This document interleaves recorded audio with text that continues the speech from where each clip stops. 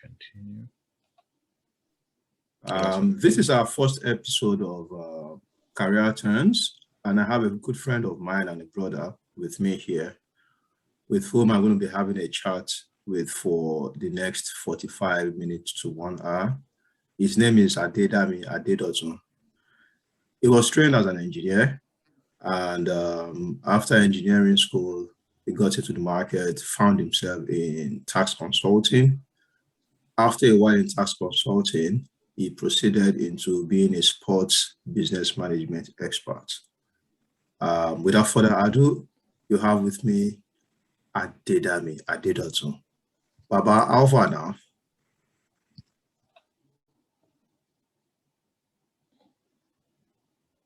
Hello, Dami, can you hear me? Yes, I can. I can hear you loud and clear. Yeah, please introduce yourself to our audience and let them know about your background, you know, how your childhood went, the schools you attended, and what you currently do. Okay. First, I'm glad to be here. Thanks for having me. My name is Adedamilola Adedotun, but I'm popularly called Adedami by my own making, actually. I was born and raised in Festac, Lagos. Attended primary school in Festac. I left Festac for University Baptist High School in Oyo Town, Oyo State for my secondary school. Then had my undergraduate degree in University of Ilorin, Mechanical Engineering. Off school, I started my career with PwC. It's one of the big four audit and advisory firms in Nigeria. I was there for about 6 years. I left to a medium-sized consulting firm, was there for another, say, three years. Then I went for my master's in the UK in sports business management, and I came back 2019. And I've been in the sports industry since then. So that's really about it. So, you know, people would want to know, right, for somebody who probably in secondary school was very happy being an engineer and aspired to be an engineer, left university, how exactly did you get yourself into tax consulting? Okay, fine. So now let me piggyback a bit. Growing up, say primary school, I didn't see myself as an engineer. I was more, if I'd looked at where I was in my state of mind in my primary school and say, what would I want to be? I'll probably say an artist because I used to sketch, but for some funny reasons, I didn't just follow up with it. And maybe because at that time in the country, people didn't see it as a career, right? It was more you can draw, that's it, look for something else to do, right? So, and not to your question, when I left university, like everybody did, sent my CVs to a lot of places. I got 2 offers. One was with a bank and the other was with, PwC consultant. And, I sought advice, family, physically my brother, then other family members. And, the thinking around it then was, look, if you go to PwC, you have an opportunity to build a career. The banking industry isn't stable, right? Or, at that point in time, there were, uncertainties around the banking industry. So the advice was, look, you can build a proper career if you go to PwC. It's a global brand, you do tax or you do audits, there's stability in that sector. So it was just off of that I chose to go to PwC. The 2 options were there. I didn't know anything about either of the options, but it was just more for me.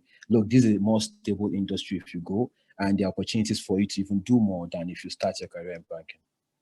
Oh, okay. So what would you say in your about 6 years in PwC? What are the key skills that you took away from that place? Okay, fine. So when I joined, I remember that the other people I came into PwC with, they came from a diverse background. Some of PwC's policy is to recruit regardless of your first degree, and that is why, as a mechanical engineering graduate, I could join. So it was more of having an opportunity to interact with people with diverse background, it sort of enriches your thought process. Because you're speaking with someone that has a finance background, you're speaking with someone that has a medical background, surprisingly. So it sort of gives you that breadth in terms of thought process. Now, it's also a very structured organization where you learn how to work in a proper organization, right? You learn how to research, how to ensure that, look, because we give tax advice, right? And you understand that, look, your client can bear consequences for your advice. So you ground your advice based on proper research. So that's you learn that skill there too. You understand, how to really understand business processes, business procedures, how to interpret the law, and how to, based on industry processes and the law, give proper advice to clients. So that, and beyond just PwC, it gives you a very analytical way of thinking, which I think that helps a lot. Yeah, and it just helps you understand also business from a global perspective, because again, these are multinational firms. So you see, you learn about what the tax laws in Ghana, in Senegal, in UK, in US. You have international clients trying to get into the country, you give advice. So it sort of also gives you an insight into what's going on in other parts of the world. So, that way of thinking, that diverse thought process, organizational structure, and interacting with minds outside the country are things I think I learned from PwC. And, again, it's a very wonderful place to work. You work with a lot of amazing people. So, yeah, that also are things that I learned from PwC. Oh, awesome.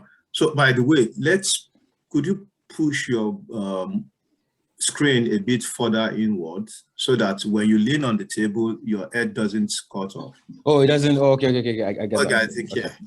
Yeah, perfect. Because I want people to see that now that your head is pounding already. I'm pounding just like you, right? So we are in the same club, Yeah, absolutely. I get that. Yeah, awesome experience from PwC, and people would wonder, so what was the recruitment process into PwC like? It's been a very long time. Let me see if I can. Okay, fine. So one is they have a standard in terms of age. So I don't think they recruit at entry level position if you are above either 25 or 26. I don't know what that age is now. I also know that they have a minimum in terms of degree. So they don't recruit anything lesser than a second class upper. So yeah, then I submitted my CV and we were called for one test. So after the test, you're called for, I can't remember if it was just one test or two. So there was a proper quantitative or so, then there was a psychometric. I can't remember if it started on my set or set after, but you'll be called for a test. And once you pass that test, you'll be called for an interview, 2 interviews actually.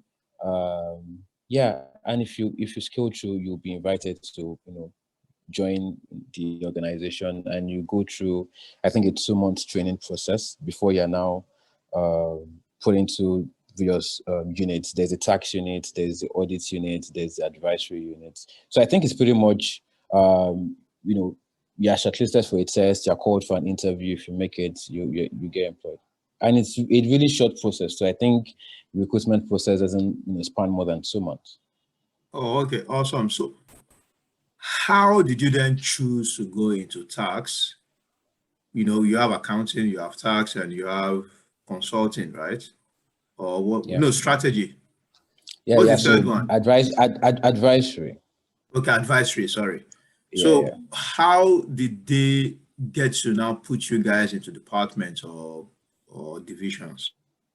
Okay, fine. So I had insider information in a kind of way. My other brother used to work with PwC, right? So he was even the one that helped me submit my CV, right? And again, when I had the 2, job offers, I sat down with him, and he was the one that gave the advice that, look, consulting is a more stable industry than banking, because he left PwC to work with a bank. So at that time when I got those two job offers, he was in a bank. So he had the experience of the two industries. He had done a couple of years with PwC and was currently at the bank at that time. So it was off of that experience that he told me that, look, consulting was a better option. Then also taking into the fact that I didn't have an accounting background, he was of the opinion that, look, if I probably join the accounting unit, the audit unit, that will probably require me to get more, fundamental understanding of accounting, which would give the accounting graduates an edge over me. But tax was more of, read the law, interpret the law. So it was a more a strategic decision based on strengths and weaknesses to had an engineering background, not a finance background. So he just thought, like, look, tax would be a better unit to start. Then I can now write my exams. I can get my proper understanding of fundamentals of accounting. Then at that time, after a couple of years, if I decide to now switch units into proper audits, I can still do that. But it just felt that, look, coming from my engineering background, tax was a better way to start. Oh, okay. So was having ACCA part of the brief? Were you really required to go have that qualification, if I may? Yes. Because the firm's perspective is, look, the way to demonstrate to your clients that you have the skill sets and you have the in-depth knowledge to actually audit their books and give advice is if you demonstrate competence, not just through work, but also through qualification. So you're expected to have, based on the department or the unit in which you work, you're expected to have the qualification. So the guys in information system, I think it's CISA for them. The guys in audits, it's ICANN and ACCA. For us in tax, it was an accounting qualification, either ICANN or ACCA, then a tax qualification, which is CITN, right? Oh, okay. So ACCA or ICANN is to demonstrate understanding of accounting, business procedure and stuff. Then your core qualification is CITN, is to, you need that to also demonstrate your understanding of tax. So yes, there are requirements before you make manager. You need to have those qualifications. Okay, so have you always had this your passion for sports when you were in PwC, or the bug caught you when you got to BVS? Because I'm wondering, after PwC, you went to BVS, you had another good run in BVS, about 3 years with BVS, correct? Yes. And, down the line, I saw you started this B-Ball Niger blog. B-Ball Niger, for basketball, basically. For basketball, yes. Yeah. And, so take us through that process of switching. Something just fell on you and you thought, okay, this is it. When I tell my sports story, it's actually interesting, and people find it somewhat unbelievable, somewhat surprising, because I never played sports growing up, right? I was never crazy about sports. I won't say I still am. I am now, but growing up, I was never crazy about sports. I didn't play any sport. And even getting into PwC, sports was never on my mind, right? But after a couple of years in PwC, I had that feeling that, look, I didn't want to do this for the rest of my life, right? I wanted to do something, different, right? I didn't want to do tax or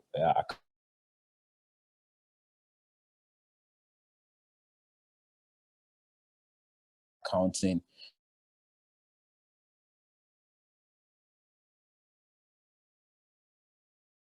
For the rest of my life, I wanted something else. So my first contact was quite accidental where people post status and can see people's BBM status. And a contact of mine shared a flyer of a fundraising event, right?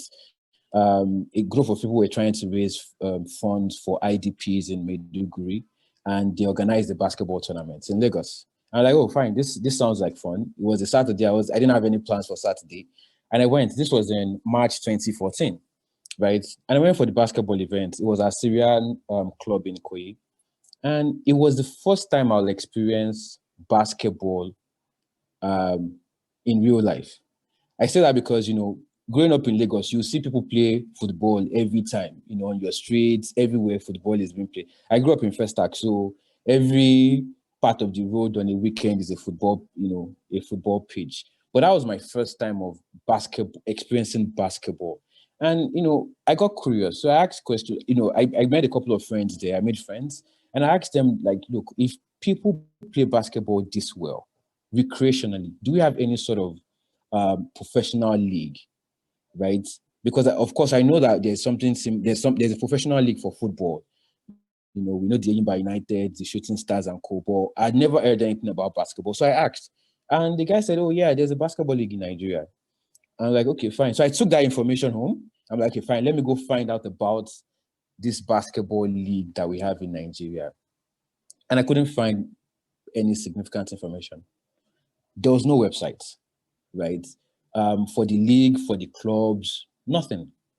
So I went on Facebook and I found, information. I saw people write about the basketball league and everything. And I thought to myself, like, oh, okay.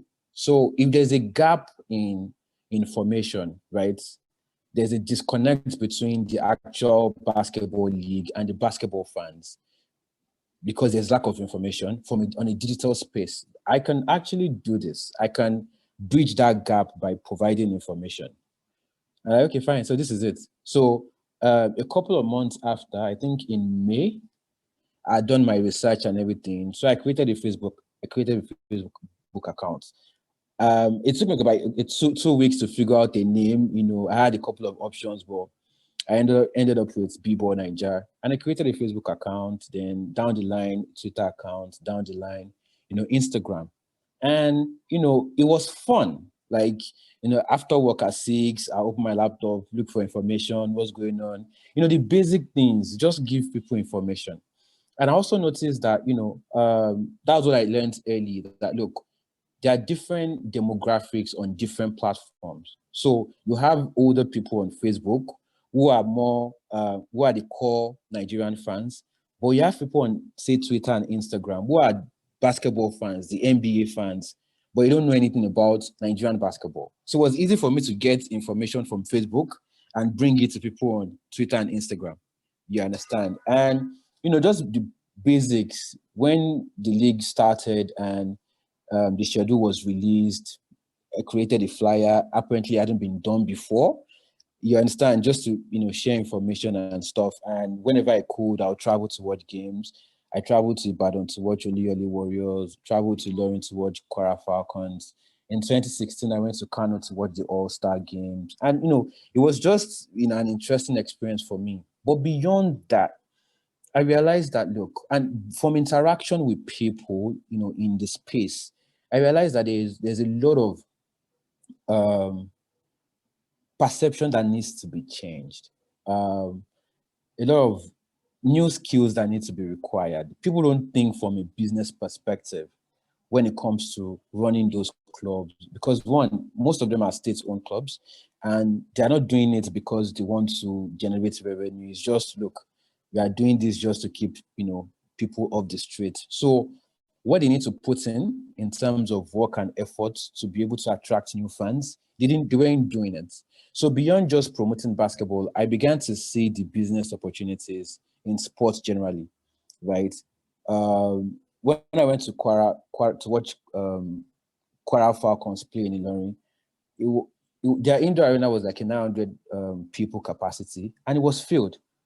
And you could tell that these are people who are actually interested in basketball. But you know what? Nobody was charging them tickets. Nobody was charging them a fee to come watch, right? nobody was selling merchandise to them. Nobody was thinking about how do we have like a popcorn or a sausage stand so we could sell drinks to them. People were not thinking from a business perspective. It was just, let's just come and play. And that's when I began to see that, look, there are opportunities beyond just promoting. And I also realized that, outside basketball, it's similar to, you see the same thing happen in other sports. Tennis, volleyball, badminton, even football is the same issues that we have. And that's when I realized, okay, fine. So this is something I can do. With my experience with tax in PwC, with my understanding of business and business processes, I just felt that, look, I can bring that knowledge into the sports space and make something of, the sports landscape in Nigeria. And that's when I decided, like, fine, so I'm going to do sports. And that was it. So I got into basketball by accident, and something amazing grew from there. Okay, so now that was 2014. You were still with PwC at the time. Yeah. So that interest started building up into when you got to BVS. Yeah. Right. So at what point did you think, oh, I need to empty my accounts and go to England because have that's a exactly what I did in sports business management? Yeah. So I think I thought about it, and also based off interactions with people in the sports space, right? I realized that I needed something to help me pivot or to help me change career path, right? And if you want to do that, you need, say, a certification or a qualification just to demonstrate that, look, you have the skill sets that you need for this industry. Because it wasn't enough for me to say, look, I'm passionate about sports, I run a basketball blog, I have a tax background. There is a sports part missing to say, okay, fine, so what experience or what qualification do you even have to run sports? So I decided, look, let me get so what I had in mind then was, let me get a certification or something I can do online, right? And, get that. But I just realized that, look, one is, I was beyond just the knowledge, right? I wanted the experience. You understand? Because you see, if you watch a Premier League game, you can see how distinctly different that is from watching a Nigerian game. So beyond just getting the knowledge, I also wanted to be in that environment, in that atmosphere, so I have a proper understanding of what goes into their mindset. You understand what forms, what drives them to push sports in that direction. So I just thought, you know what, an online program wasn't going to cut it. So let me just go do a proper master's degree. And I had a couple of options, but I settled with Sheffield because, one, it was a one-year program, right? Then I think most schools usually do September intake, but Sheffield had provisions for January intake, right? And there was also I think a £3,000 scholarship for international students. So I was and it was also in terms of sports business masters. It's one of the top 10 in Europe. So I was like, you know what, let me go. Also small town, so cost of living wasn't too expensive compared to London and some other places. So I was like, you know what, let's do that. Let me empty my accounts and let me go experience. Let me go experience this. So that was pretty much it. I knew I needed it, and I also wanted to experience it, to live it, and that's exactly what I did in the 1 year. So a lot of people would go to Europe, UK, America, anywhere to have their masters and think, oh, it is better here. Why do I have to go back to Nigeria? Right. So was there any time, towards the end of your program that you were thinking, should I just stay here for a couple of years before I go back home? Or you've made up your mind from the get-go to say, man, immediately after, because you didn't stay back at all, right? You went straight home after your program. I did. how did you come about, deciding, so strongly that, man, I'm going back home? Okay, so there's a program, I listened to an interview, right, a while back of a businessman that comes into Nigeria, and he said he looks like Africa. He looks at Africa like a like a time machine, right? That is an European, so he knows where they are in Europe, right? He knows that Nigeria and Africa as a continent, we are like 30 years behind. So thinking about Africa from an European perspective is just like a time machine. You can already see the future, right? And that is what drives his business decision to say, look, if you invest in this, Africa would be like Europe, and that's where you make your money. A good example is telecoms. GSM has been in other parts of the world way before it came into Africa. But people who had experienced it in other developed regions knew that, look, the moment you do this in Africa, the commercial opportunities are endless. And that is what they're benefiting, right? So it's the same mindset I had with sports. Like, look, even if sports is developed in Europe, which it is, right? The opportunities to get Nigeria from the point we are at the moment to where Europe is, or even anywhere near Europe is, it is a money spinner. So rather than stay back and, it's the easiest option, to be frank with you. Once you get a job in those regions, just stay. Rather than stay back. If we complain about sports not having the right people with the right skills, then there's no point staying back and keep complaining. Let me come back and, do something about it. Now, while I was there too, NESG has started there's this policy commission around tourism, hospitality, entertainment, creatives, and sports. So they have started some form of conversation around having a sports policy. I started volunteering while I was there in school. So I'd already seen that, look, with what is going on in Nigeria, Nigeria was where I had to be, because again, we need the right set of people to build the industry forward. So it was easy for me to make that decision. And like rightly said, I finished my my lectures in December. I was supposed to submit my final dissertation, I think January 11th, 2020. I made sure I submitted before the end of the year. So January 1st, I was on a plane back to Nigeria. So yeah. Wow. So we'll have to restart this call, because I think when you came in with two systems, you gave us just 40 minutes. Okay. So okay. Yeah, we'll have to restart. So before my next question, let us just save this one. Let me. And okay. Okay, no problem. So same link, right? Okay.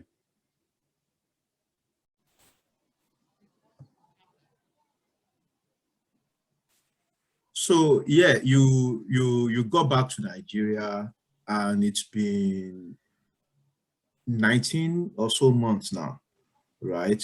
Close to 2 years. Yeah. Close to 2 years, yeah. So what would you say, the experience has been for you? It's been challenging. First, because look, you're coming into a sector that you feel that the possibilities are endless in terms of where we can be. But ironically, the people in that same sector are not keen into making that happen. Right. So that in a sense is challenging, because you're trying to make things work, and they're like, look, we are fine the way it is. Right. So it becomes you versus a whole lot of people. So that's in itself is challenging. Also because shortly after I came back into the country, COVID happened.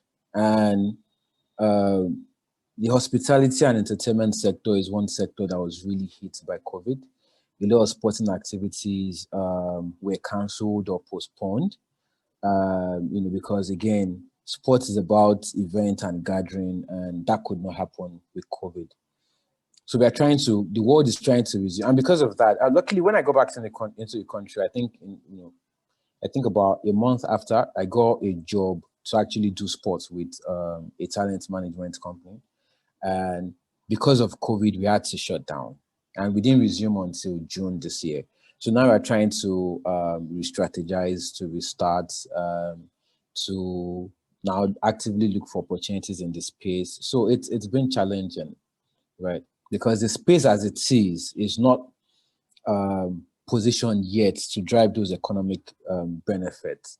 So the process of repositioning this industry, it's been tasking and challenging, and that's where we are at the moment. When we got talking, you spoke about growing up in Festac and how every Saturday or weekend, basically, our streets would generally turn to small football pitches, right?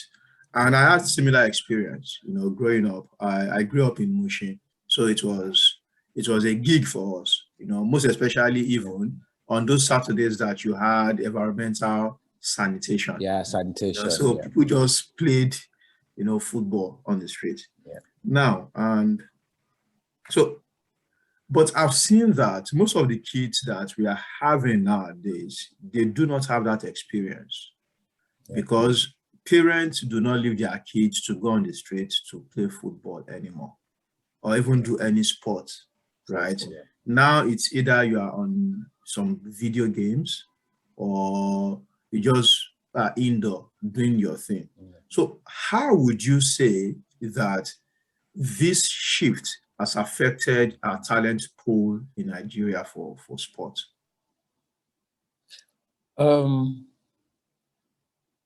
Let me start from, street soccer.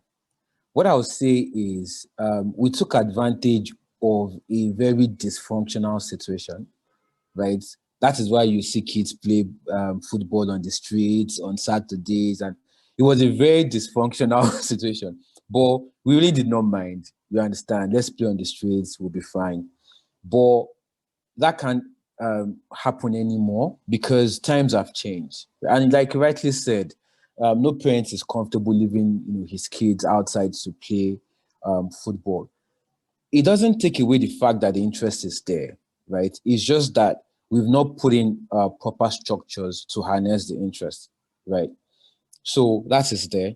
Now, the question about how that has affected our talent pool. Look, we're a country of like close to 200 million people. Our talent pool isn't really affected because we'll still find people who will still go out on the streets to play. We'll still find people who will still, and that is why if you look at it now, our talents come from those areas like if I get this correctly, the likes of Victor Osimhen, the likes of Iheanacho, they are street proper, like Ajegunle boys, because look, they'll still play in those environments, in that system. So the talent pool is still there. Sadly, what has happened is we've not created opportunity, right, to properly a funnel to ensure that those talents identified are properly nurtured to become world-class players. And they're like the players that we get now, they're exception because they are multi-talented, they make it out of the country. So we don't retain our talents because we don't have a system in place to ensure that they are nurtured and there's a professional route for them career-wise in country. So if you want to succeed as a football player or as a basketball player, you have to make it out of the country, right? Which is where the problem is. Oh, okay. So now that, because as far as I'm concerned, you are the only person that I know that is in sports management and that has even gone beyond just stumbling upon sports management, who has invested a lot of money into getting proper education in sports management. So from your own experience, because you're an industry guy now, we cannot call you an outsider anymore, right? From your own experience, do we have a lot of people like you in Nigeria that are committed to sport development, sport management, and that are willing to put in their best to make things properly structured and, you know, more engaging than what we currently have? I'll say yes, we do. And I'll give you a good example. You know, like I mentioned, while I was in school, I learned about the NESG trying to put some things together and reposition sports. And that evolved into us drafting a national sports industry policy in partnership with the Ministry of Youth and Sports Development. A total of 800 people contributed to that policy, all volunteers, right? And it gives you an indication. It gives you an indication as to how the commitment we have on people's part, right? So people, and one interesting thing about sports is it is cross-cutting, right? So you need lawyers, right?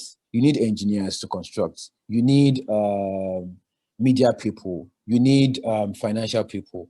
So those skills, the skills to develop the sports industry are not just core sports skills. They are also business skills. They are legal skills. They are financial analysis skills. So we have people around. They are committed to developing the sports industry.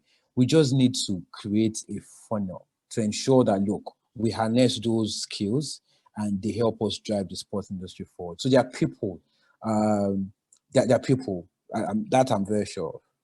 Well, okay, so there's a very strong community around sports management, sports business in Nigeria. Yes, Awesome. Yes. So now this will bring me to, okay, now you said you got a job with a sport management company and you guys are just, you know, you've just started your business back for the year, and going forward, we will hope that things will not be disrupted again and things will go smoothly. So now this brings me to, for you personally, okay, yeah, I know you said there's a lot of talent in Nigeria and in Africa as a whole, and what you are looking at is that where Europe is now, Africa will eventually get there, right? So what would you say, projecting into the future, you know, 5 years from now,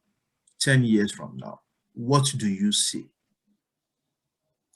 Okay, so I'll give a little insight as to what I think the problem we have with sports is.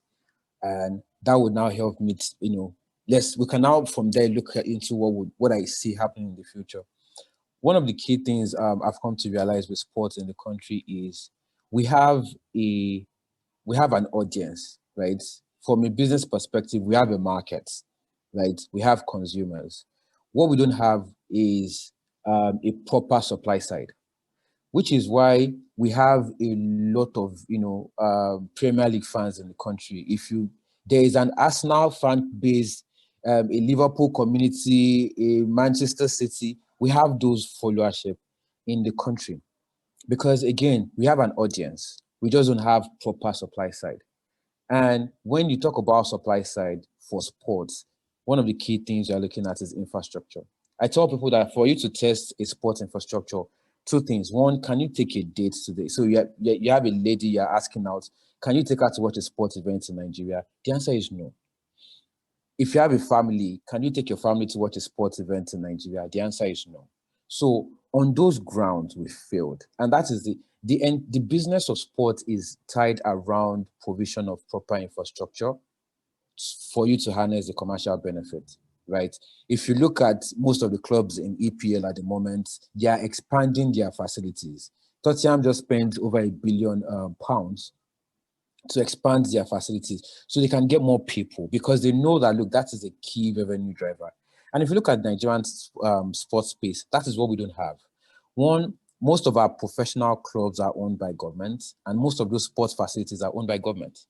And, I argue that government is not the best service provider. So you don't see sport as a source of revenue. They see it as, look, a social tool.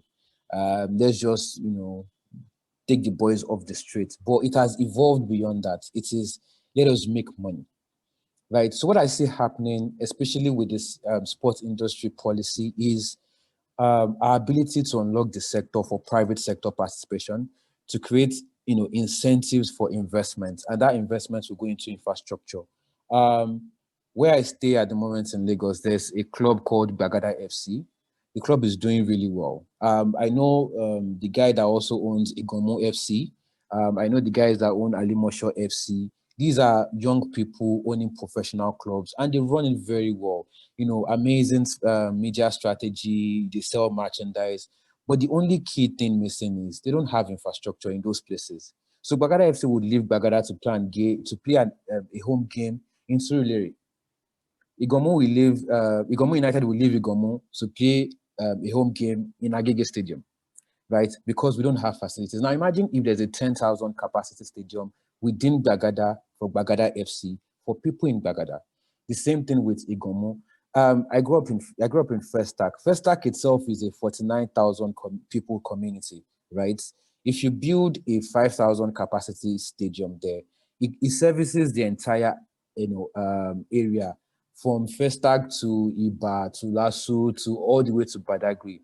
It's that simple. So what I see happening is, once we can get proper incentives, and we've seen, if you look at the NIPC, you will know that the industries that we want to unlock in Nigeria, the first thing we do is to provide incentives, right? To say, if you invest, there's this tax holiday for you, there's this rebate for this, rebate for that. Those are the things that actually attract investment, right? So once we have incentives in place to attract investment into infrastructure, we unlock the entire value chain. And that's what I see happening in another 5 years. I know I'm aware of private people thinking about infrastructure now, right? A good example again is Kigali. All the Rwandan government did was to build the Kigali Arena, and they've had loads of events in the past 2 years. They had the BAL, the Basketball Africa League, which is a continental league organized in conjunction with the NBA. Right now, the AfroBasket, which is like the basketball version of the African Cup of Nations, is being held in Kigali. So that's what infrastructure can do for you. And that is what I see happening in the next 5 years. The moment we start having private-owned, community-based facilities, the entire ecosystem will change. It will open up. And because, if you have an indoor arena for basketball too, that services badminton, boxing, all of those indoor sports. So what I see in the next 5 years is having investments in infrastructure from the private sector. Oh, okay. Yeah. Because for me, I haven't really, thought of it in this grand scheme, right? What I've always thought of is, because, from the angle that people do not really allow their kids to play around on the streets, play football and all of that, I thought, okay, how do you provide access to sports, for kids within your locality, which means you have to now have small indoor stuff, sports centers for kids to be able to come in and do their thing. Correct? So, but the way you have expanded that scope now, makes more sense. It better captures the whole essence of beyond people having facility to exercise and do their sports. It also gives opportunity for tournaments.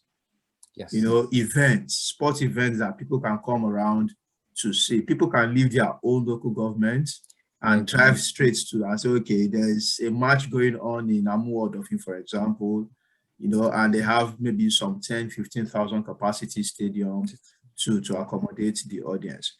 So, yeah, I hear you. You said private sector folks are now thinking of developing such infrastructure, right? And I know it takes time to develop this thing, but do we have policy from the government that allows them or that encourages them to do that? At the moment, we do not. And that is the starting point. And that is what we are trying to do with this National Sports Industry Policy. It's been drafted. A draft has been released to the public. We've received feedback. What's left is for the Honorable Minister to make a presentation before FEC and get it approved by the President. Because again, like you rightly said, we understand that the starting point is a policy by the government that encourages it. So that is our first point of call. That's what we're trying to achieve. And I'm hopeful that before the end of the year, that is achieved. Because the moment we do that, it creates the right incentives for private sector participation. And also, one of the key things that we've identified as problem in Nigeria too is corporate governance from the federation side, right? We have a lot of sport federations where you wonder if we even have them because they don't do anything. And the way those federations are structured, they don't allow new people to come in, right? You see federations where one person has been president for the past 15, 20 years, and there's been no development of the sport in the country, both from a participation perspective and a professional perspective. So the policy would, change all of those things, proper corporate governance, and the policy will also create policies that will drive mass participation, because all of these things they link. If you look at UK now, I think it's #1 country when it comes to cycling, right?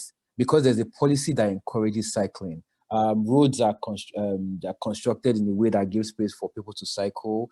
They have policies that actually encourage cycling. And what that does is it creates a demand for sport goods and services. Decathlon can go and set up a shop in UK because they want to sell bicycle helmets, bicycle tires, and all of those things are part of the value chain, right? So you create demand for sports by encouraging mass participation. How do you do that? Put facilities in the community, right? Kids that used to play on the field, on the streets, let them play in one small community center, right? The more you have those community centers, the more parents can say, okay, fine, go and play. Because parents know that you're not playing on the street, you're playing in a facility, right? And that is where your first talent identification comes from. Then you fix the education system to allow sports to fester. I remember back then in University of Ilorin, I had a friend who used to play for the school team. If he travels to represent the school and he misses a test, he's in trouble because nobody cares about sport. So you also work with the Ministry of Education to ensure that, look, participation in sports in schools is not penalized, right? It is encouraged. The NCAA is a big college sport in the US. It is even bigger than professional sport, right? Because they allow, sports in schools to grow. That's why they give scholarships for their athletes. And those are the guys that now go into their professional league. So there's a funnel.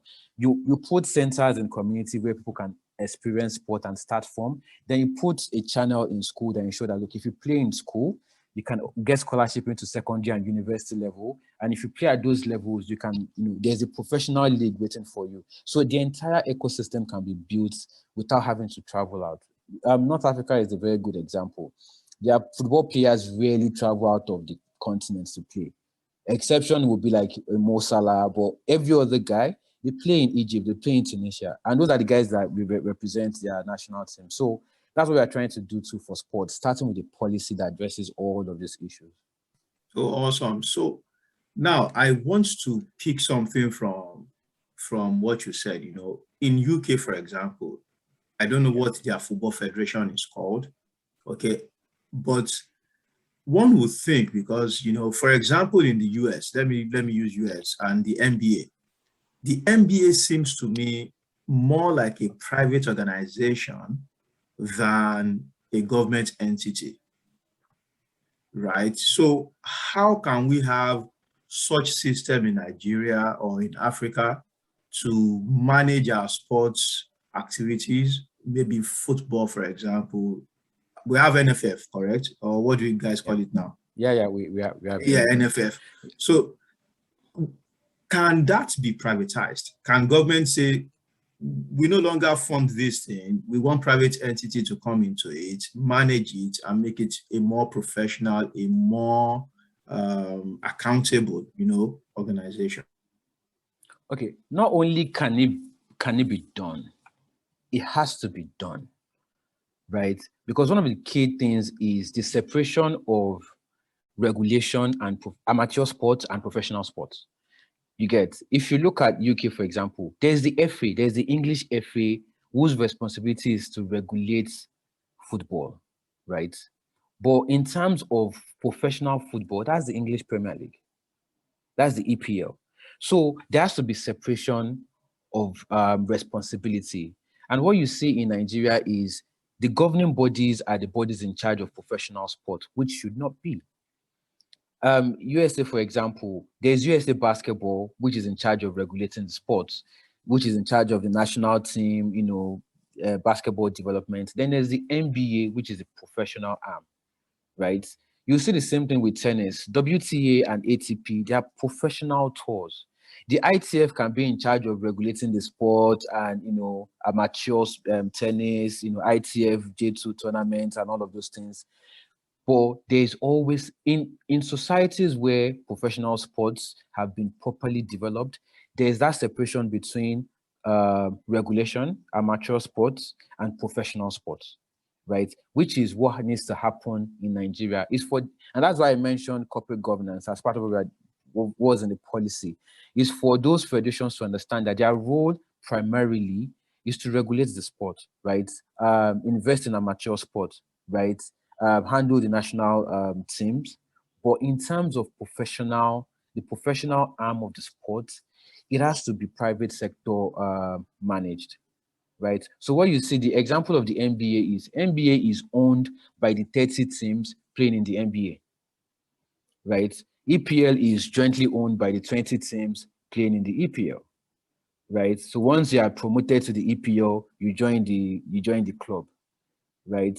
The English FA is to ensure that, look, the rules of the rules of football are followed. Officiating is this, all of those things. But the professional sport in itself has to be private sector managed, which is why, government has no business owning professional clubs in the country, which is what you see happen here. But we need to move away from that, because that is the only way you can guarantee development of the professional side. And one interesting thing about that is usually is the professional side of the sport that now funds the activities of the federation. I'll give you an example. In UK, I think in 2016, UK government spent, I think, about $1 billion on football development, right? Through the FA, Sport England. But they made around 4.4 billion pounds in taxes from the English Premier League alone, right? So if you allow professional sports, if you allow private sector manage it and they are commercially successful, it flows back into amateur sports and national team. We always struggle with funding when it comes to going for tournaments, because money is supposed to come from the professional league. So what you get back in terms of, say a 5% management fee goes back to the federations, the more the professional sport makes money, the more you get in terms of funding for your activities. So yeah, that is the direction we need to face for us to develop sport. All right, so I think we will have done close to an hour now. Don't let me take too much of your time. My last question would be, going forward, what are your own plans, for this industry? Okay, fine. So, like I said, I'll come from an area of strength, right? Core sports is not my strength. I don't play, right? But having a business background, understanding financial numbers is a strength, area of strength for me. So what I'm looking at in the near future is for me to be able to speak to investors and say, look, let's draw the final. Let's look at the numbers, right? Have an understanding of what the industry needs and how you can make money off the industry. let's look at the numbers. So I want to be the numbers guy between the sports industry and the investors, because in that way I'll be playing, to my strengths, having an understanding of the sports industry and an accounting and tax background. We can do proper financial modeling. We can look at business valuations. We can draw up a business plan. We can create let's put the numbers together so we can convince investors. Because again, what you see is the guys in the sports industry at the moment, they don't have that skill set. Just to market and put a proper proposal together to present to a corporate client is a problem, not to talk of asking someone to invest 10 billion in a facility. We need numbers people to be able to convince them, speak their language. And that's a language I think I speak properly based on my experience, doing tax and accounts. And that's the role I want to play. Be that middle person to be able to, bring the two worlds together. Awesome. My brother, thank you so much for giving us some good time. And this has been a very, very productive time for me. I've learned a lot from this conversation. And I hope that sometimes in future, we can have another round. To see how you are progressing with how far we've gone with the industry. You guys are doing in your industry, and I'm grateful for this opportunity to have a chat with me, and thank you so much, Adedami. I'm honored to have been your first guest. Thanks for your thoughtfulness. Yeah, thank you, man. Yeah, cheers. Bye. All right. Yeah, cheers. All right.